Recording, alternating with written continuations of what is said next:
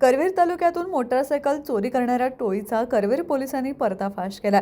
Election जयंतीमध्ये वाचवण्यासाठी भाड्याने देण्याच्या उद्देशाने चोरी केलेला यामाहा आणि सुझुकी कंपनीच्या तब्बल 10 मोटारसायकली पोलिसांनी जप्त केल्या आहेत।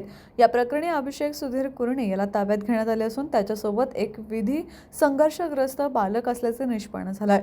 पोलिसांनी दिलेल्या माहितीनुसार 18 जानेवारी रोजी गोपनीय बातमीच्या आधारे राजाराम बंधारा ते निगवे रोडवर सापळा रचून संशयितांना अडवण्यात आले। नंबर प्लेटवर कागदपत्रे नसल्याने चौकशी केली असता मोटारसायकली चोरीच्या असल्याची कबुली त्यांनी दिली। तपासात भुयेवाडी, लाटोडे, शिये, वडगाव, टोप आदी ठिकाणांहून दुचाकी चोरी झाल्याचे उघड झाले।